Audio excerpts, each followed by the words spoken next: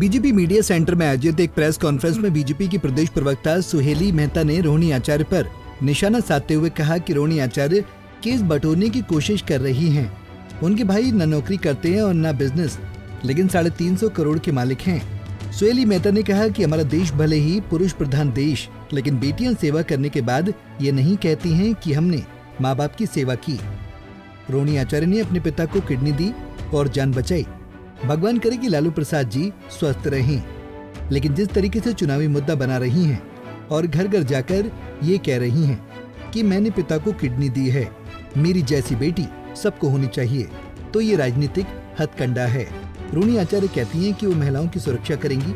अरे जो दूसरे के घर की बेटी आई है, पहले उनकी सुरक्षा कीजिए। सामाजिक न्याय के प्रणेता और सामाजिक नेता कहे जाने वाले लालू प्रसाद अपने ही परिवार में न्याय नहीं कर पाए। रोहिणी आचार्य जी को अपने क्रेज का घमंड हो गया है।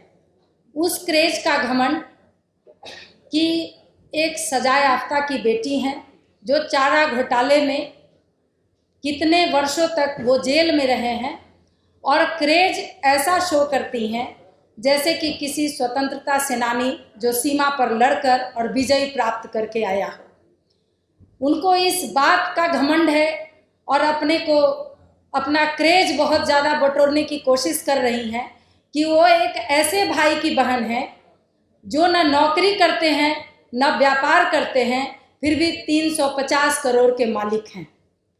वो इस चीज़ का क्रेज बटोरने की कोशिश कर रही हैं कि जिस सारण क्षेत्र में वो प्रत्याशी बनकर गई हैं, उन्हीं के परिवार ने सारण की बेटी को ही बहू बनाकर और पूरे घर ने मिलकर, पूरे परिवार के सदस्यों ने मिलकर शारीरिक और मानसिक प्रताड़ना कर जिसे घर से बाहर निकाल दिया।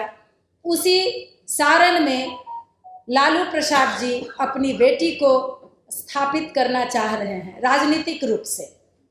इस क्रेज को बटोरने की कोशिश कर रही हैं। न जाने क्रेज को बटोरने के लिए कौन कौन सा हथकंडा अपना रही हैं। हमारे भारतीय संस्कृति में महिलाओं को लोग पूजनीय मानते हैं। बेटियों को लोग कहते हैं कि बेटा से ज़्यादा सेवा बेटियां करती हैं अपने माता पिता की, और सब करते हैं भले ही पुरुष प्रधान देश हो।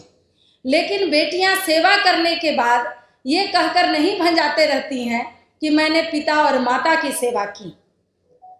पिछले साल जिस तरह से रोहिणी आचार्य ने अपने पिता को किडनी दिया, जान बचाई, ईश्वर करे लालू प्रसाद जी स्वस्थ रहें, लेकिन जिस तरह से आज ये चुनावी मुद्दा बनाकर घर घर जाकर रोहिणी आचार्य कह रही हैं कि मैंने पिता को किडनी दिया है, आप हमें वोट कीजिए, मेरे जैसी बेटी सभी को होनी चाहिए, तो ये राजनीतिक हथकंडा जिस तरह से अपनाई हुई हैं, ये तो शक है कि उन्होंने किडनी दिया भी है या नहीं दिया है, ये भी जांच का विषय है। या इसको एक राजनीतिक साजिश समझकर कि हम राजनीतिक रूप से लॉन्च होंगे तो उसके लिए इस तरह का किया जाए, इस तरह का नाटक किया जाए, ये भी एक शक की बात है और ये जांच का विषय है। एक प्रश्न के जवाब में सहेली नेता ने कहा कि ये लोग पहले ये सोचें कि उनके 15 सालों के कार्यकाल में किस तरीके से बहन बेटियों की बेइज्जती हुई है। हमारे एनडीए सरकार की वो तुलना करना चाहते हैं तो महिलाओं, युवाओं, किसानों के लिए हमारी सरकार ने जो किया है वो देख लें।